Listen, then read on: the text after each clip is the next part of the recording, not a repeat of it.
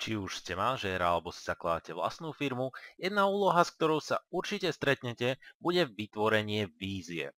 Pretože častokrát je to práve vízia, čo spôsobí, že niektoré firmy a ich manažéri budú lepší než ostatní.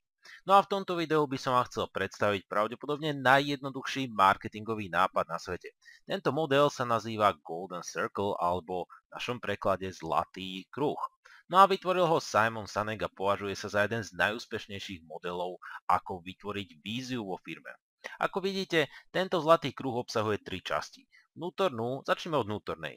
Tu budeme mať otázku prečo, potom budeme mať otázku ako, no a ešte budeme mať otázku čo.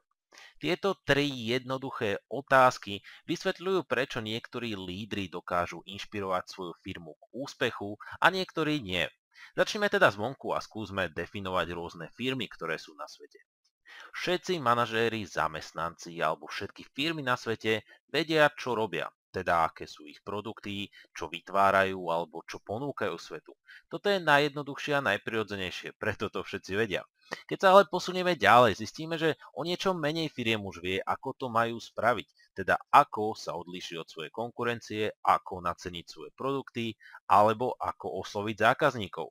No a ak sa posunieme do úplného stredu, objavíme, že veľmi málo firiem vie, prečo existujú. No a pod touto otázkou nemyslíme peniaze. Peniaze sú chápané len ako výsledok našej činnosti, ako niečo sekundárne. Pod otázkou prečo myslíme náš účel alebo význam toho, prečo sme na svete, čomu veríme. No a v peniaze určite neveríme. Tak sa pozrime na náš kruh. Vidíme, ako väčšina ľudí premýšľa. Je to zvonku dovnútra, pretože je to pre nás najprirodzenejšie a najjednoduchšie. Teda naša prirodzená komunikácia prebieha zvonku dovnútra. No ale ako uvidíme, skvelí lídri premýšľajú opačným spôsobom. Celá komunikácia vo skvelých firmách prebieha zvnútra von. No a použijem príklad Apple, pretože ho každý pozná a je jednoduché to pochopiť. Ak by Apple bol ako každá iná priemerná firma, ich marketingová správa by znela asi takto. Robíme skvelé počítače, sú jednoduché na používanie, spoľahlivé a výkonné. Chcete si nejaký kúpiť? Znie to síce smiešne, ale je to naozaj spôsob, akým dnes väčšina marketerov komunikuje. No a v skutočnosti tak komunikujeme aj my v našej osobnej komunikácii. Povieme, čo robíme, povieme, ako to robíme, no a očakávame od ostatných ľudí, že sa budú správať určitým spôsobom. Napríklad, že si kúpia naše produkty. Toto nie je síce inšpirujúce, ale je to pre nás jednoduché a prirodzené. No ale skúsme byť vizionári. Ako by znela marketingová správa Apple, keby sme začali pri ich vízii, alebo teda vnútri nášho kruhu? Vo všetkom, čo robíme, veríme v posúvanie status quo. Veríme v to, že by sme mali myslieť inak.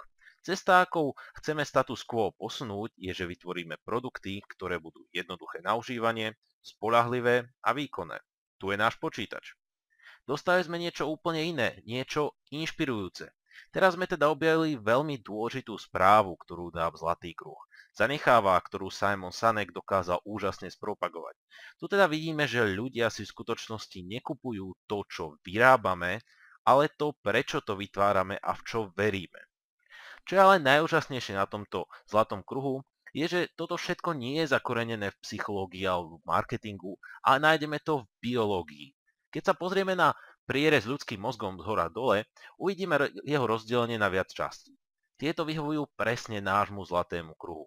Vo vonkajšej časti, alebo inak nazvanej mozgovej kôre, nájdeme časti, ktoré sú zodpovedné za naše analytické alebo racionálne myslenie. Tu premýšľame o pozitívach alebo reálnych benefitoch, ktoré nám produkt ponúka. Toto ale však neriadi naše správanie, premýšľame na ním len analyticky. Keďže máme našu vnútornú časť, ktorá sa nazýva limbický systém, táto je zodpovedná za naše pocity alebo vlastnosti ako dôvera, čestnosť alebo vernosť. No a ja ako marketer sa snažím ovplyvniť presne tieto vlastnosti. Preto keď komunikujem znútra von, dostanem sa na úroveň, kedy priamo ovplyvňujem ľudské správanie.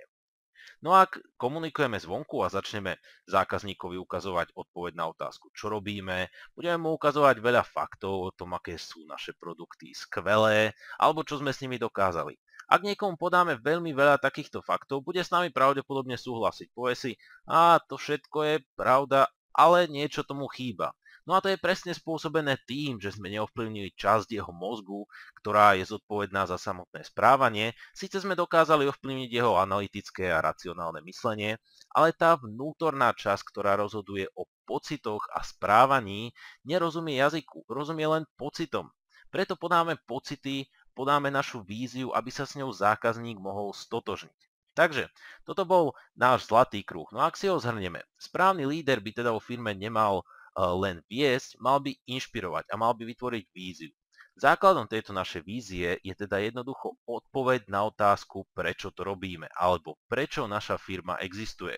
Teda naši zamestnanci nebudú robiť pretože musia, ale pretože chcú a s touto našou víziou naozaj súhlasia. No a naša firma nebude predávať produkty len preto, že sú dobré, ale preto, že naši zákazníci uvidia a pochopia, v čo veríme.